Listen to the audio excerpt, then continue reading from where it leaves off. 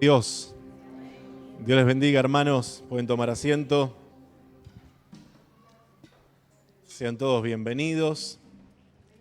También en los que nos están mirando, gracias a los músicos. También queremos darle la bienvenida a aquellos que nos están mirando a través de las redes sociales. Y hermanos, recordemos de orar por el pastor Anderson, por Saray, por Edinson, que bueno, ya están hace unos cuantos días en Estados Unidos.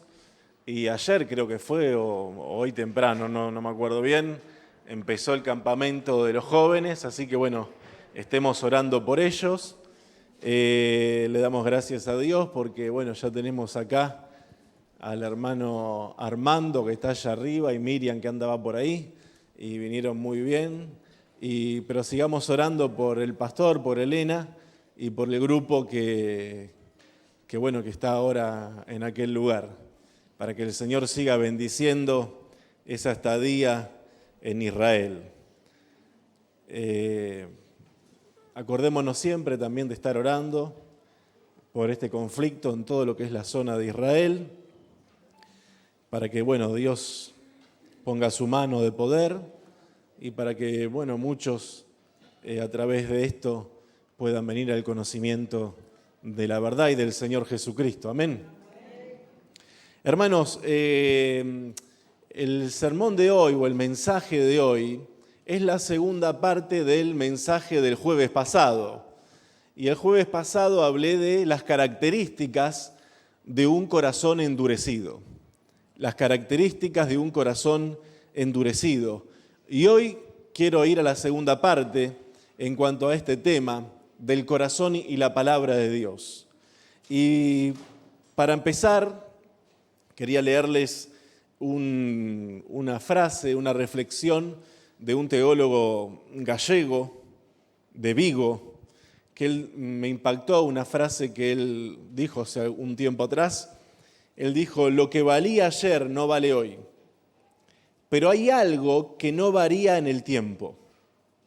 El único éxito para la vida, la única moralidad de vida, la única reflexión que merece la pena en la vida parte de la Biblia.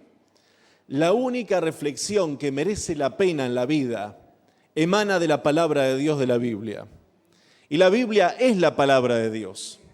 La Biblia no es un cuento, la Biblia no es una fábula. La Biblia no es algo inventado por hombres.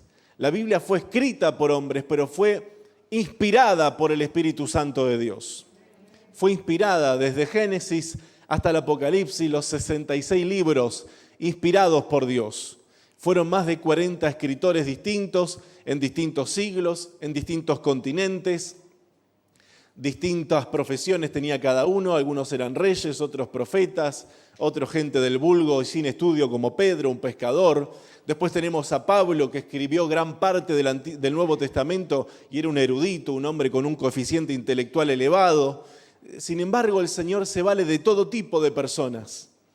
Y aunque sean 40 escritores distintos, no hay una sola contradicción en la Biblia, a pesar de que se escribió en 1500 años, no hace 1500 años, sino que se recopiló todos los escritos, tardaron como 1500 años y en 3 continentes distintos. Sin embargo, uno ve que el mismo hilo conductor es elevar al nombre que es sobre todo nombre, el nombre del Señor Jesús. Así que, hermanos, repasando lo que vimos un poco el jueves pasado, no me va a llevar más de 3 minutos el repaso, dijimos que hay reacciones en el corazón endurecido. Hay distintas reacciones ante la palabra que tiene el corazón endurecido. Dijimos que están los que oyen, los que escuchan, pero no entienden.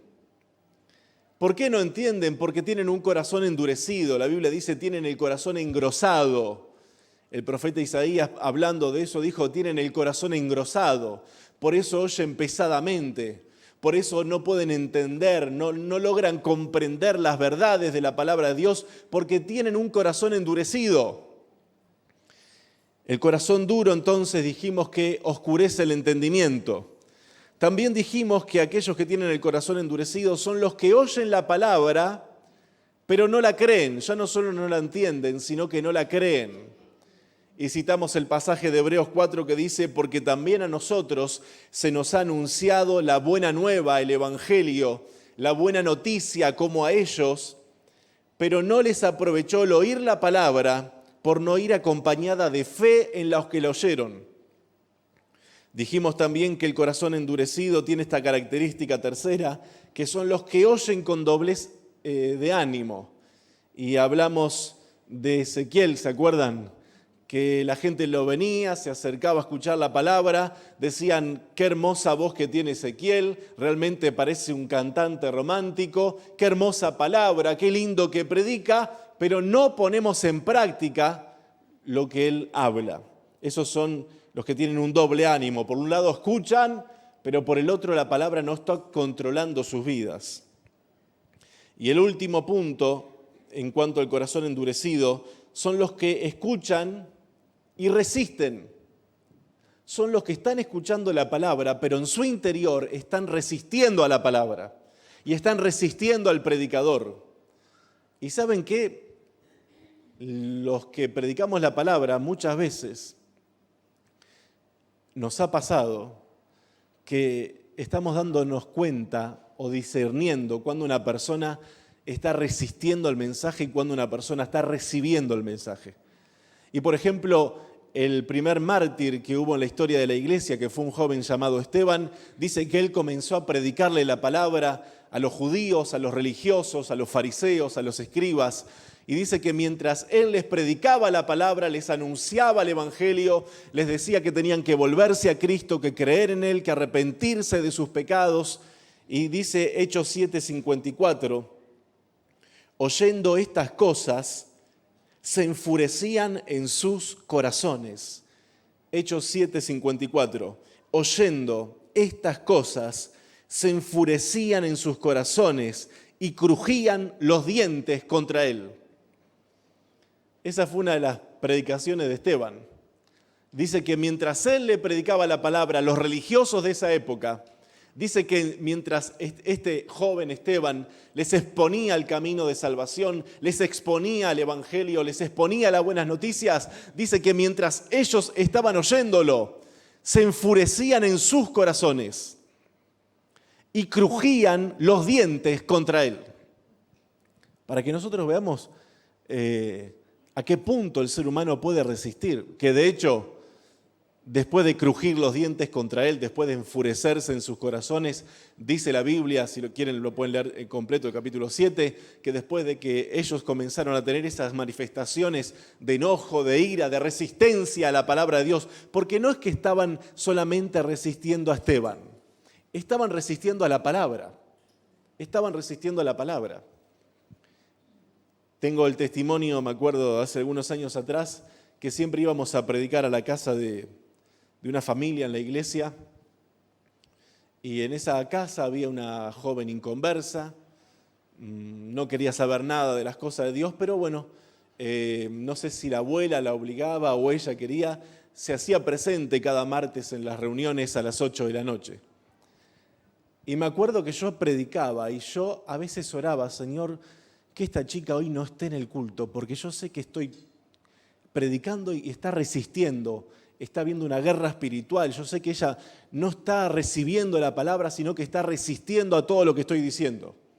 Aunque externamente no lo manifestaba, pero yo me daba cuenta que eso le estaba ocurriendo. Bueno, los años se convirtió, de tanta palabra que les dimos. Y un día termino de predicar, se me acerca y me dice, yo te quiero pedir perdón a vos.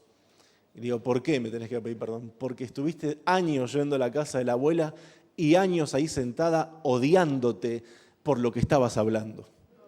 Odiándote, pero no, y me llegó a confesar, pero no te odiaba solamente a vos, odiaba las palabras que salían de tu boca.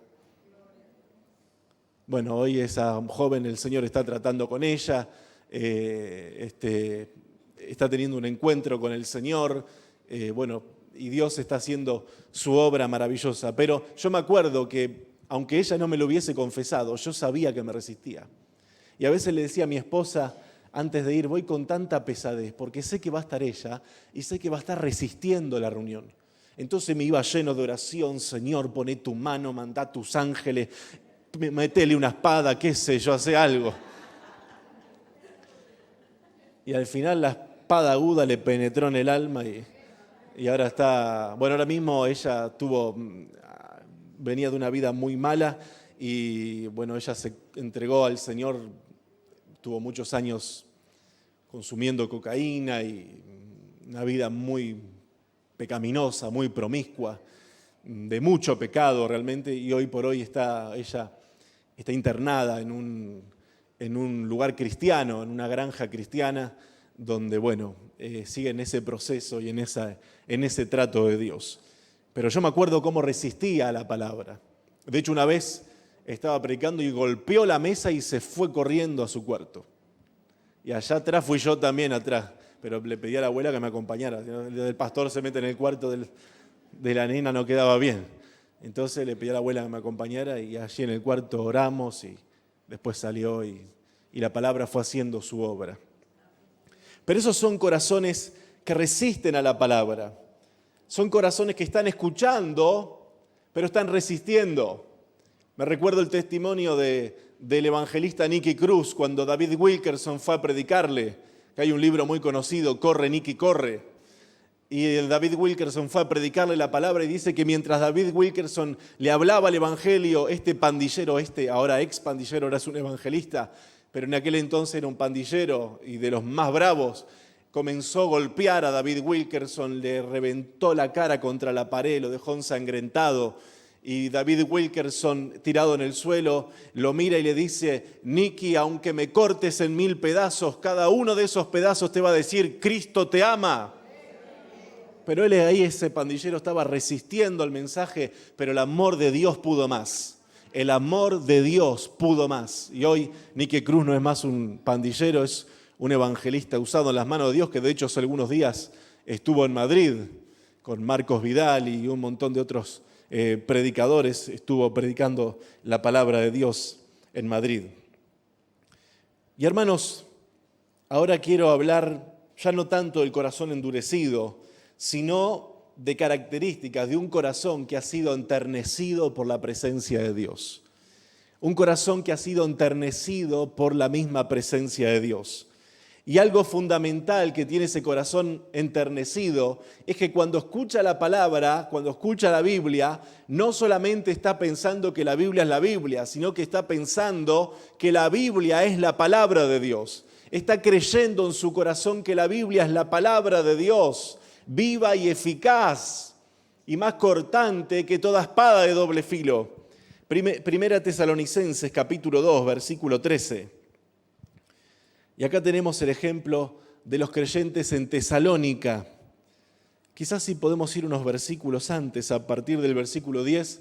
Perdón, hermana, yo sé que te dije del 13, pero error mío. Dice segunda de Tesalonicenses, capítulo 2, versículo 10. Si no está igual lo puedo leer. Vosotros sois testigos y Dios también miren lo que dice el apóstol Pablo. De cuán santa, justa e irreprensiblemente nos comportamos con vosotros los creyentes. Hay que tener altura para decir eso, ¿no? Hay que tener integridad para decir eso. Acá el apóstol Pablo está diciendo que los creyentes en Tesalónicas eran testigos oculares. ¿De qué? Y que Dios también era testigo, no solo los creyentes, sino Dios. De cuán santa, cuán justa, irreprensiblemente nos comportamos con vosotros los creyentes. Así como también sabéis de qué modo, como el Padre a sus hijos, exhortábamos y consolábamos a cada uno de ustedes. Y os encargábamos que anduvieseis como es digno de Dios, que os llamó a su reino y gloria. Pablo dice que los consolaba, que también los exhortaba, y que les encargaba a los creyentes que anduviesen como era digno de Dios, como es digno del Evangelio. Hermanos, no podemos decir que somos cristianos y vivir una vida totalmente ajena a la palabra de Dios. No podemos.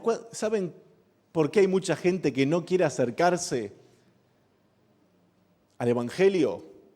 A veces es por la dureza de corazón, pero también existe que hay mucha gente que se dicen ser cristianos, pero no es parecer, es ser. No es parecer cristiano, es ser cristiano. Es vivir una vida digna, es vivir una vida santa, es vivir una vida conforme a la palabra de Dios. Es que a veces la gente dice una cosa y nuestros hechos dicen otra. Pero lo que a Dios le agrada, que vivamos el Evangelio de tal manera que nuestras palabras coincidan con nuestros hechos. Que si digo que soy cristiano, realmente se vea que soy cristiano. Realmente se vea que camino en santidad, que camino en la palabra de Dios, que camino en el amor de Dios. Y dice que Pablo les decía y les encargaba que anduviesen como es digno de Dios, que os llamó a su reino y gloria. Por lo cual también nosotros, sin cesar, damos gracias a Dios. Y miren cómo es un corazón enternecido.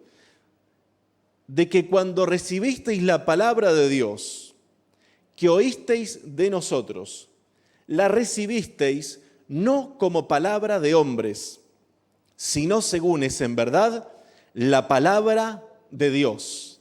Un corazón enternecido, que es lo contrario, un corazón endurecido, es un corazón que recibe la palabra no como palabras de hombres, sino como palabra de Dios. Y la Biblia es la palabra de Dios. Y es la antorcha a la cual hacemos bien en prestar atención. Y es la palabra profética más segura, a la cual hacemos bien en mantenernos en ella. Y dice que los tesalonicenses escuchaban al apóstol Pablo y pensaban y creían, lo que estamos oyendo no es palabra de hombres, es palabra de Dios. Es palabra de Dios. Y dice, versículo 13, lo vamos a leer de nuevo, por lo cual también nosotros sin cesar damos gracias a Dios de que cuando recibiste la palabra, un corazón enternecido es un corazón que recibe la palabra. Por eso Jesús le dijo a los fariseos, a los religiosos, hay que tener cuidado con ser religioso, hermanos. Si hay algo que detesto con el alma, es la religiosidad evangélica. Es la religiosidad y la poca comunión con el Señor, la poca verdadera espiritualidad, la vida fingida, ficticia. Esa es la vida religiosa, la vida de apariencias. Y Jesús le dice a aquellos que vivían de la apariencia, aquellos que eran un sepulcro blanqueado, aquellos que por fuera se mostraban muy justos, pero por dentro estaban llenos de inmundicia, y les dice, en ustedes, en sus corazones, no hay cabida para mi palabra. Los religiosos de aquel entonces no recibían la palabra de Dios, porque tenían un corazón muy duro. Sin embargo, los tesalonicenses, con ese corazón enternecido, dice que recibieron la palabra de Dios, que oyeron de nosotros, la recibieron no como palabra de hombres, sino según es en verdad la palabra de Dios. Y algo más, la cual, dice, actúa en vosotros los creyentes. La palabra de Dios actúa en vosotros los creyentes. La palabra de Dios, lo dije el jueves pasado y lo vuelvo a repetir, porque estos son conceptos que tienen que quedarnos bien claros, no en nuestra mente solamente, sino en nuestro espíritu. La palabra de Dios tiene poder en los que creen. Las promesas de Dios tienen poder en los que creen. Ahí dice claramente, la palabra de Dios, la cual actúa en vosotros los incrédulos. ¿Dice eso? Dice, en vosotros los creyentes. La palabra tiene poder cuando la fe está activa. Por eso habíamos dicho que no vale de nada escuchar la palabra si no se cree.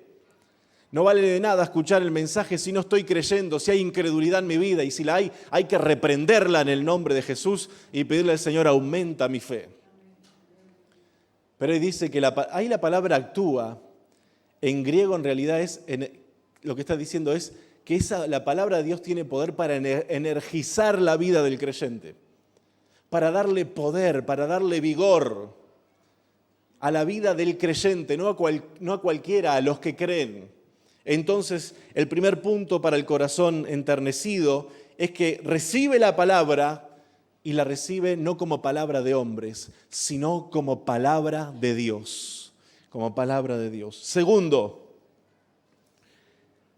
la recibe con entusiasmo y con una buena disposición. Hechos, capítulo 17, Hechos 17:11.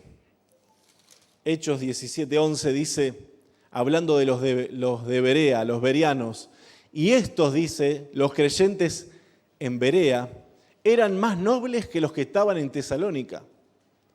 Pues recibieron, estos también recibieron la palabra. ¿Vieron? El corazón enternecido recibe la palabra.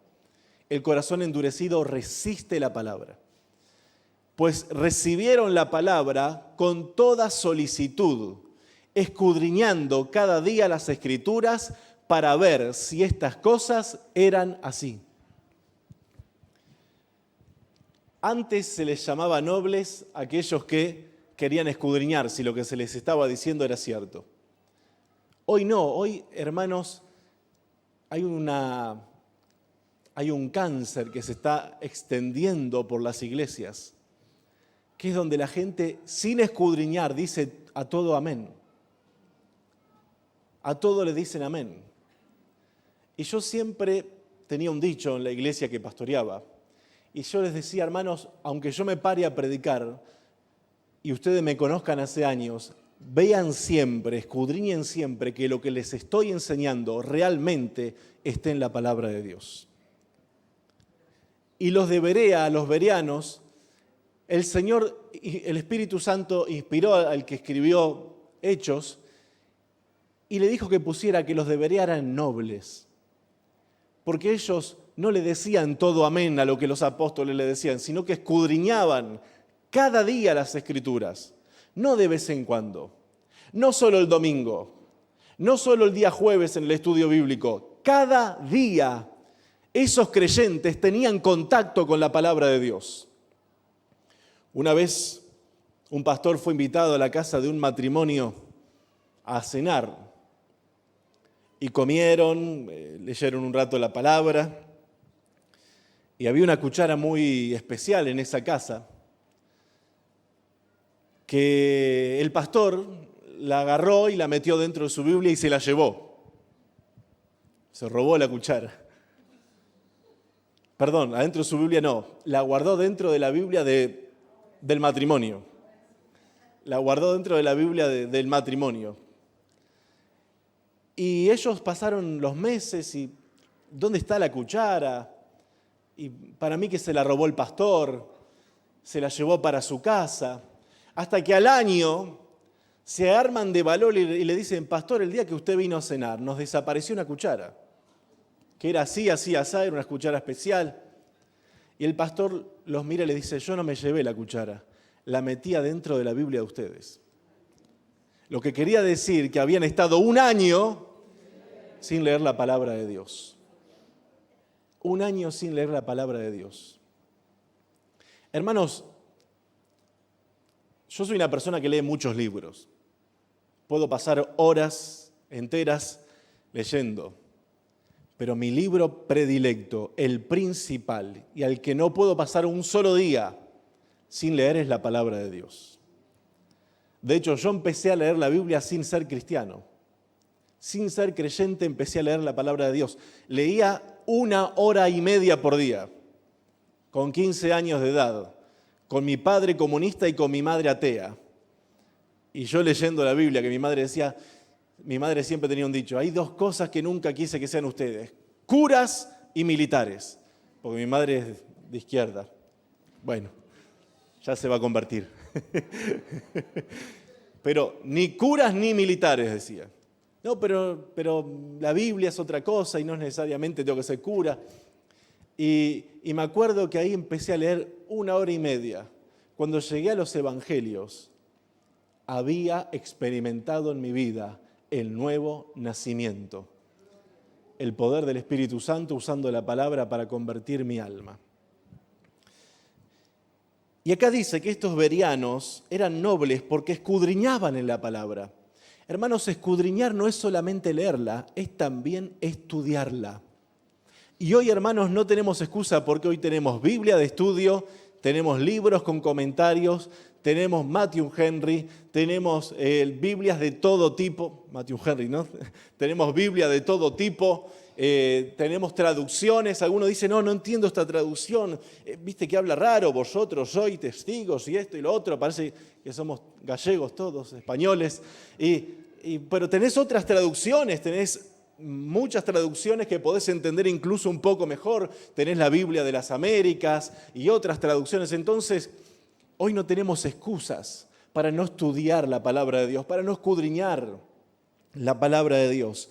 Y esos bereanos dice que cada día, los 365 días del año, escudriñaban la palabra de Dios.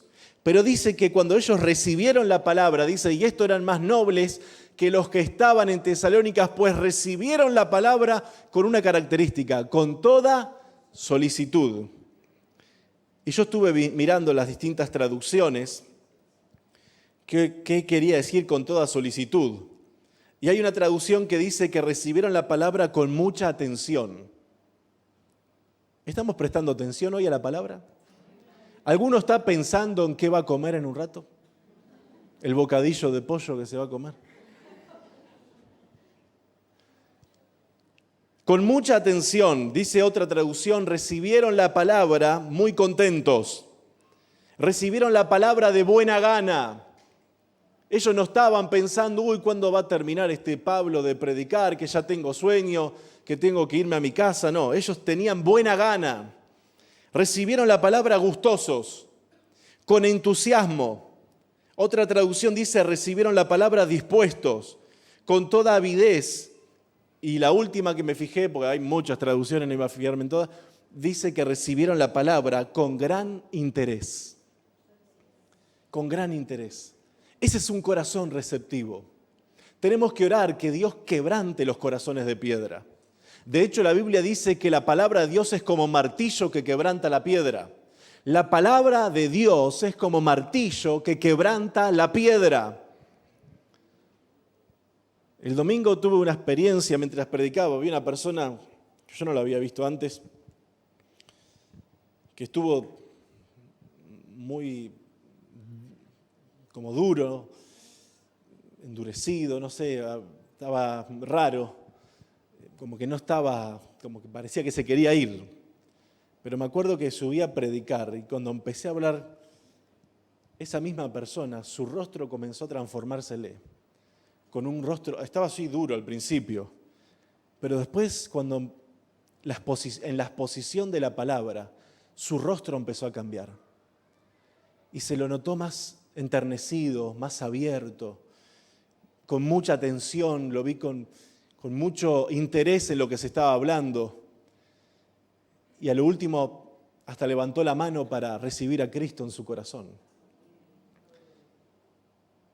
Pero lo pude ver en mi espíritu cómo ese corazón que estaba endurecido fue ablandado por el poder de la palabra de Dios.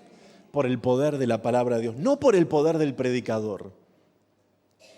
No por el poder de quien predica, aunque los predicadores necesitamos, Señor, llena mi vida de tu espíritu y de poder. Pero no es por nuestro poder, es por el poder de la palabra. En la palabra está el poder. Por eso nosotros nunca tenemos que poner nuestra mirada en el hombre, en los predicadores, en los líderes, aunque la palabra líder no está en la Biblia, en los siervos, mejor dicho. No poner la mirada en ellos, poner la mirada en el Señor Jesús. Poner la mirada en el autor y consumador de la fe. Poner la mirada en aquel que nos llamó, que nos alcanzó, que perdonó nuestros pecados, que nos dio una vida nueva. Y dice que estos bereanos eran más nobles que los que estaban en Tesalónicas, pues recibieron la palabra. La Reina Valera dice con toda solicitud, pero otras traducciones dicen con gran interés. Ese es un corazón enternecido. El otro punto, y voy a ir terminando, que es el punto 3, quienes reciben la palabra, quienes tienen un corazón enternecido, reciben la palabra con toda humildad. Reciben la palabra con un corazón humilde y sencillo. Santiago, capítulo 1, versículo 21. Hermanos, la carta de Santiago, si realmente la estudiáramos bien, en profundidad, muchas veces al leer la carta de Santiago, si somos sinceros, tendríamos que decir, Santiago me incomoda. Santiago me incomoda. Porque habla, por ejemplo, de la parcialidad, cuando hay preferitismos en la iglesia. No me junto con este grupito y no me junto con este. Tengo mi grupito acá y que nadie más se me meta en este grupito, no quiero a nadie más. Preferitismo. En aquel entonces los creyentes, algunos en alguna iglesia, preferían a los ricos antes que a los pobres. Y a los ricos los hacían sentarse adelante de todo, les daban hasta café en el culto. Bueno, café no había café. Pero los trataban distinto. Y al pobre le decían, vos no sé, vos si querés sentate allá bien atrás. Pero acá adelante no.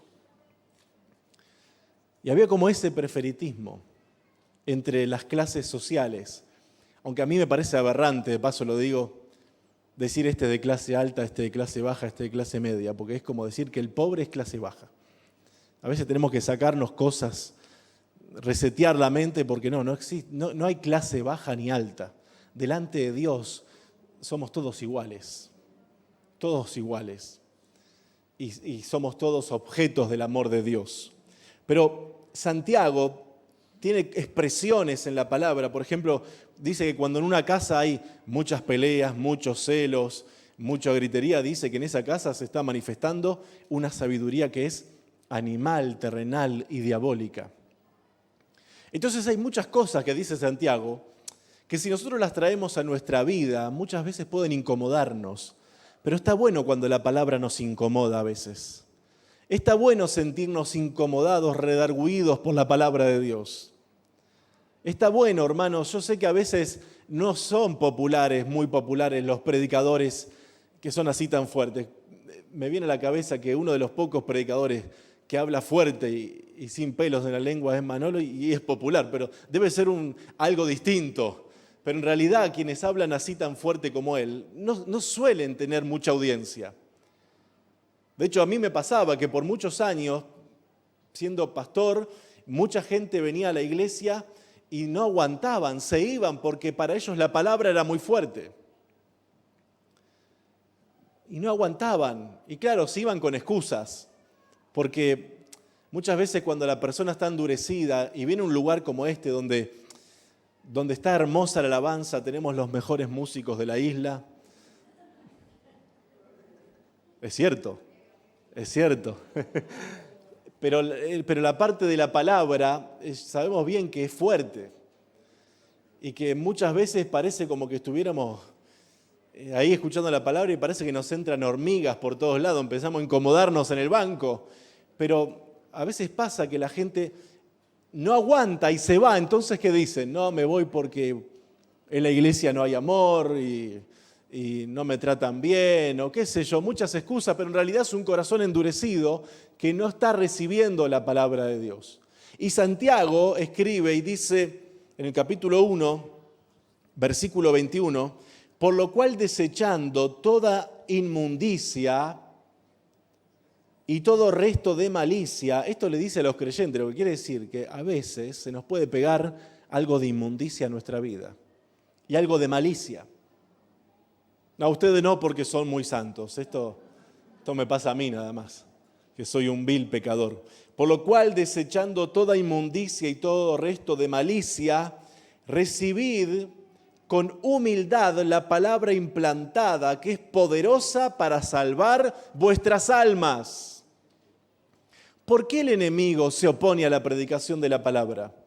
Porque el enemigo sabe mejor que nosotros, incluso mejor que los que predicamos. El enemigo sabe muy bien que cuando la palabra es lanzada, hay gente que se puede convertir.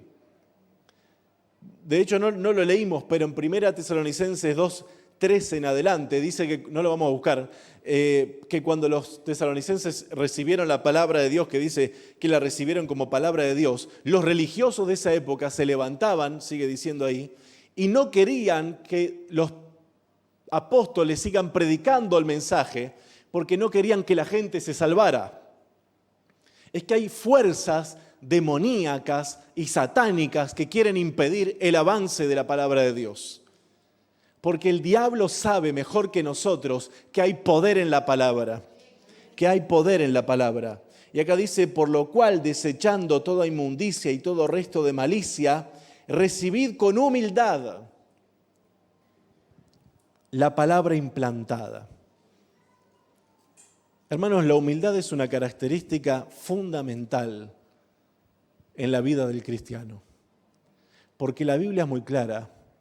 Dice que Dios exalta al humilde, pero al altivo lo mira de lejos.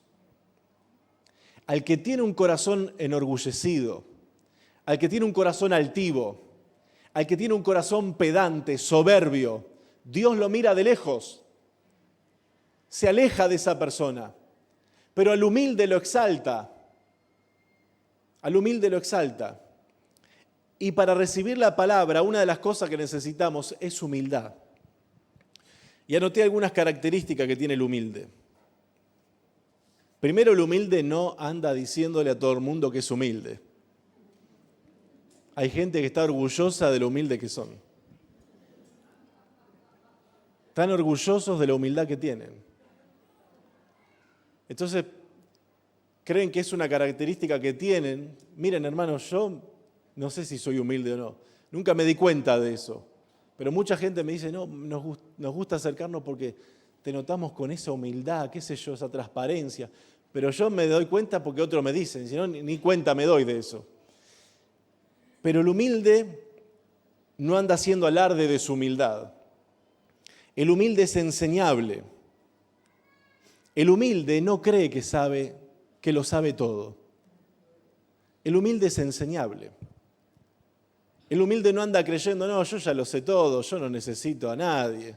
Yo hoy le compartí a la hermana Priscila por mensaje que yo en realidad vengo a tener un poquito más de conocimiento del conflicto en Israel ahora por las prédicas del pastor Manolo. Si no, yo hubiese pensado que era un conflicto netamente político y territorial y nada más que eso. Pero, claro, uno está también para aprender. Y los pastores también tenemos que aprender de otros. El pastor que cree que no tiene que aprender de nadie está caminando en la cuerda floja. Está caminando en la cuerda floja. Y yo le decía y le compartía, yo realmente, si no fuera por las enseñanzas del pastor, realmente ni me expresaría en cuanto a este tema de Israel, porque pensaría, bueno, es un conflicto como el de Ucrania con Rusia, quieren un poco de territorio y nada más. Pero en realidad sabemos que hay otro trasfondo que también es espiritual. Pero bueno, yo lo vine a aprender, aunque soy pastor, y alguno diría, no puede decir un pastor lo que está diciendo. ¿Cómo? Con años en seminarios, teología, alguien que estudia tanto la palabra. ¿Cómo va? No, pero hermanos, tenemos que ser humildes para aprender de otros también. El humilde sabe aprender de otros. De hecho, yo siempre digo que si yo soy lo que soy hoy como predicador, se lo debo en gran parte, a un pastor muy amigo mío, que fue quien me formó como obrero durante 17 años. Quien me formó como obrero durante 17 años, que es el tío de mi esposa, quien fue pastor mío por muchos años hasta que nos vinimos aquí. Entonces, si hoy soy lo que soy como obrero, como pastor, de hecho, muchas de mis prédicas no son mías, sino que lo que oí y lo que recibí, eso vuelco a otros también, y siempre lo he hecho así. Porque tenemos que tener un corazón enseñable.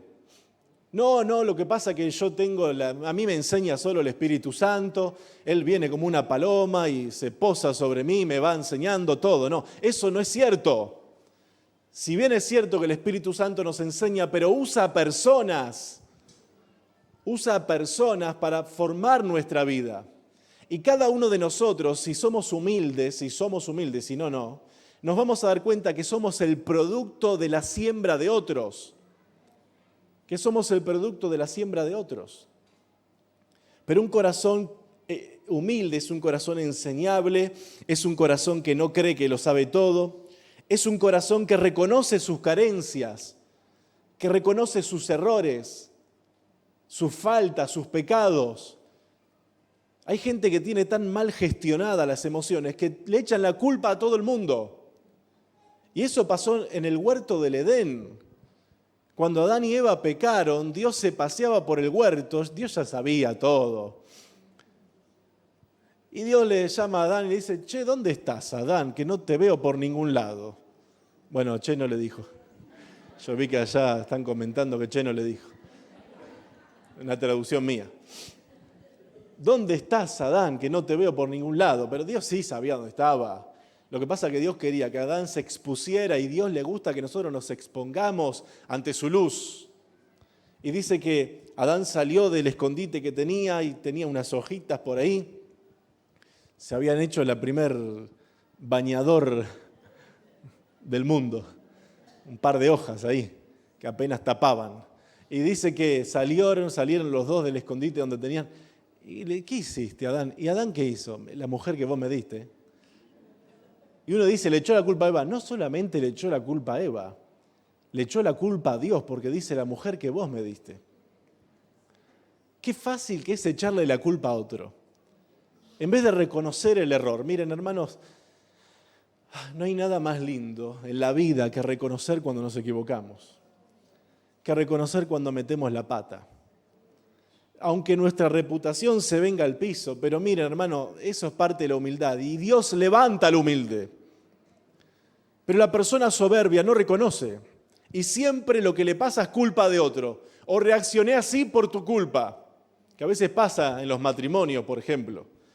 No, lo que pasa es que yo reaccioné así, de esa manera, porque vos me provocaste. No, hermano, no hay que echarle la culpa a nadie. Hay que ser humildes. Y Adán le echó la culpa a Eva, después viene Dios, la encara a Eva, y Eva, ¿qué hace? No sé, este bicho que pusiste acá en el huerto, la serpiente me engañó, le dice. Y la serpiente no tenía a quien echarle la culpa, así que no le echó la culpa a nadie. Pero qué fácil que es un corazón que no es humilde. Y tengo una enseñanza sobre un corazón humilde, esta es una parte de ella. Pero un corazón que no es humilde siempre está responsabilizando a otro de sus fracasos. Un corazón que es humilde puede estar bajo sujeción de muy buena voluntad.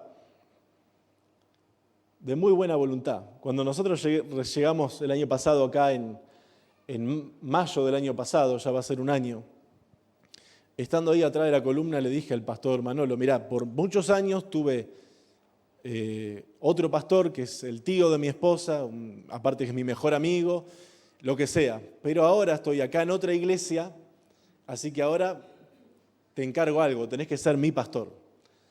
Aunque yo sea pastor, pero a mí me gusta, le dije a Manolo, que vos seas mi pastor. Y desde el año pasado Manolo es mi pastor, aunque soy pastor, y el pastor Anderson también. Son dos pastores que yo tengo. Entonces, la persona, hermano, cuando el orgullo comienza a caer, con gusto se entrega a no ser el primero, sino saber que hay otros que están por encima y que pueden ayudar. Yo sé que ellos me pueden ayudar y que lo han hecho muchísimo, pero el corazón humilde sabe estar bajo autoridad. El corazón humilde no tiene más alto concepto de sí que el que debe tener. El corazón humilde piensa de sí con cordura. El corazón humilde no trata al prójimo con un sentido de superioridad moral, racial, social o espiritual. Hay algunos diferentes tipos de orgullos acá. El orgullo social porque tengo plata. El orgullo racial porque soy blanco o porque soy negro, porque también está eso otro. Aunque ahora dice que no se puede decir más negro, no sé cómo hay que decir. El orgullo moral porque tengo una moral muy alta. Y el orgullo espiritual porque soy el más espiritual de la iglesia. Porque nadie alcanza mi espiritualidad. Porque oro 3-4 horas por día. de día y de noche, 3, 4 horas de noche. Hermano, quien realmente ora así nunca le anda diciendo a nadie. Conocí una señora que sé por los hijos, que ora 4 o 5 horas por día. Y un día fui de sorpresa a la casa bien temprano y tenía los dientes en la mesa. Y a ella la encontré de rodillas ya hablándole al Señor. Y como estaba la puerta abierta, me metí por la confianza que tenía. Y me sorprendió verla con los dientes. Pero era bien temprano y ya estaba orando esta señora de 80 y pico de años, orando ahí, buscando. Y una vez le pregunté a los hijos, ¿y la veterana cuánto ora? Y me dice, la veterana ora todo el día, pero de rodillas puede estar 3 horas, 4. Y después otras 3 horas leyendo la palabra. Jubilada también, pero porque está jubilada, no, siempre lo hizo cuando trabajaba también. No dejaba los dientes porque los tenía. Pero hermanos, ese es un corazón humilde que no se cree más espiritual ni superior. Y esta señora nunca, en todos los años, casi 20 años que la conocí, nunca la escuché diciendo lloro tanto, lloro esto, no. Siempre lo que escuché era de otros que decían de ella.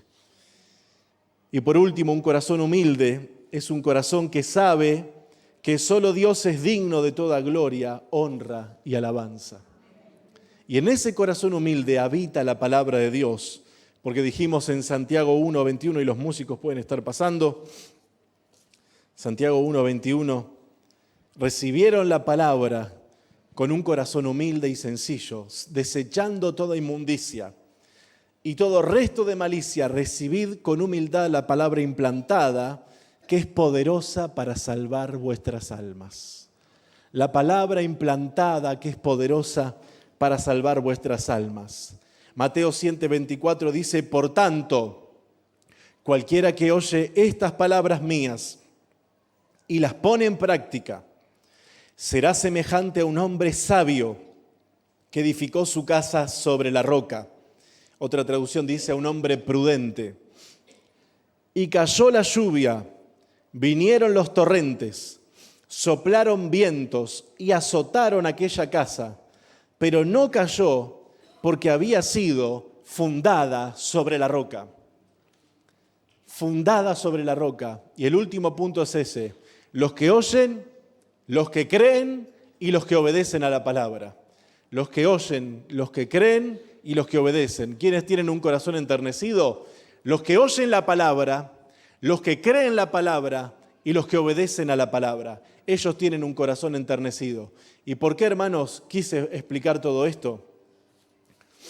Porque como consejero bíblico, porque los pastores no solo predicamos, también muchas veces nos toca dar consejos, orar por la gente. Con dolor en el alma lo digo, hermanos, y con el corazón en la mano. El 90% de los casos que hemos tenido que atender con problemas los creyentes es por no poner en práctica la palabra en sus vidas.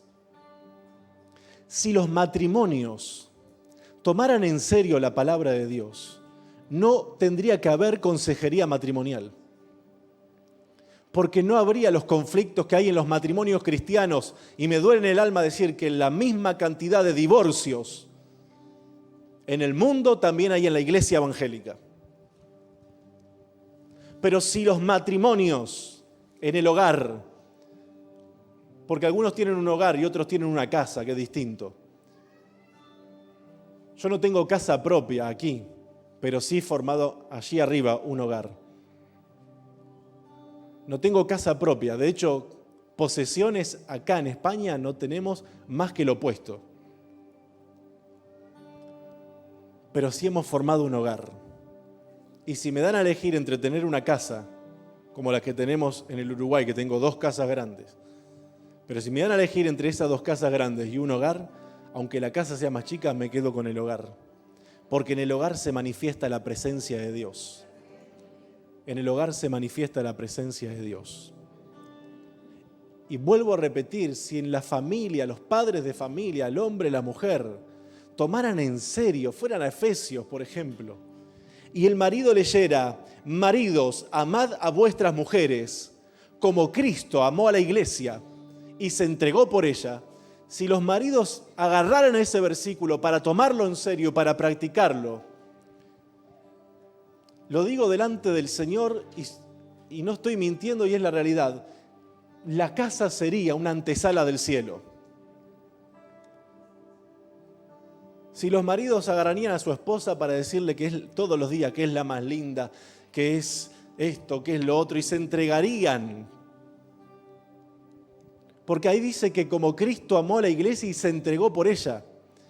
A veces pensamos los maridos somos egoístas y pensamos que ellas se tienen que entregar a nosotros, cuando la Biblia dice que es al revés, que nosotros como maridos nos tenemos que entregar a ellas. Y aunque el marido sea la cabeza del hogar, no está ahí para pisotear a la mujer, sino para servirla. Para servirla.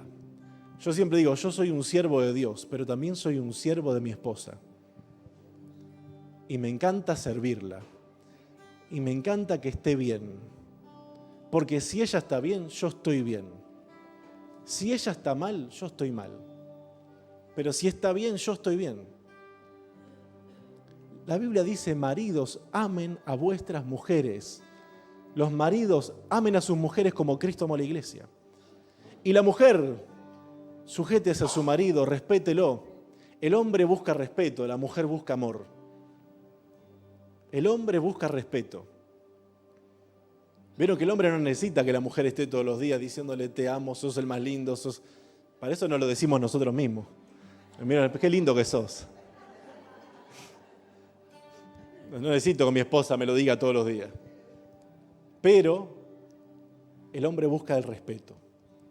Que se le respete. No que se le tenga miedo. Las relaciones de miedo no sirven para nada. De donde está el verdadero amor, dice la Biblia, echa fuera el temor. Pero entonces imagínense, si esa esposa agarra esa que dice: mujeres respeten a su marido y sujétense a él, y este otro agarra: maridos amen a vuestras esposas, no se necesitarían consejerías matrimoniales. Pero la mayoría de los fracasos en los hogares cristianos es por tener esta palabra y hacer caso omiso a ella. Es por tener esta palabra y hacer caso omiso a ella. Y lo digo, hermanos, con autoridad porque hace años que aconsejo. Y en el 90% de los casos, en el 90%, hay un problema donde no se respeta la palabra de Dios. Donde no se vive la palabra de Dios. Y yo sé y estoy convencido de que la palabra tiene poder cuando la vivimos. De que la palabra tiene poder cuando la vivimos. Que tengamos corazones receptivos. Que tengamos corazones receptivos. Quiere vivir, aprovecho para decir, a los matrimonios, los que me están escuchando, los que están acá, quieren vivir en una continua luna de miel, pongan la palabra de Dios por obra y van a ver que pueden haber conflictos, peleas, situaciones difíciles, lo que sea, pero siempre, siempre, siempre va a terminar ganando el Espíritu Santo de Dios. Va a terminar ganando el Espíritu Santo de Dios. Señor, gracias por tu palabra. Te honro, Señor, porque la única reflexión que merece la pena en la vida parte de la Biblia. Gracias, Señor, te doy por ella. Gracias porque ¿qué sería de nuestras vidas sin la Biblia? Seguramente sería un caos como la mayoría de las familias, en donde no se respeta tu palabra. Seguramente muchos de nosotros ni siquiera tendríamos un matrimonio bien constituido. ¿Cuánto le debemos a tu palabra, Señor? Personalmente le debo la vida entera. Somos deudores a ti, Señor. Y te doy gracias una vez más, porque ella hoy fue enviada y va a ser poderosa en aquellos que creen, y en los que no creen no va a obrar para nada, pero en los que creen tu palabra está obrando. Gracias, Señor, te doy. Y como a Lidia, abre nuestros corazones cada día más para que tu palabra tenga efecto en nuestras vidas. Gracias te doy, Señor, y a ti doy siempre la gloria, la honra y la alabanza por todos los siglos. Amén y amén. Que Dios les continúe bendiciendo, hermanos. Vamos a dar un aplauso a la palabra de Dios.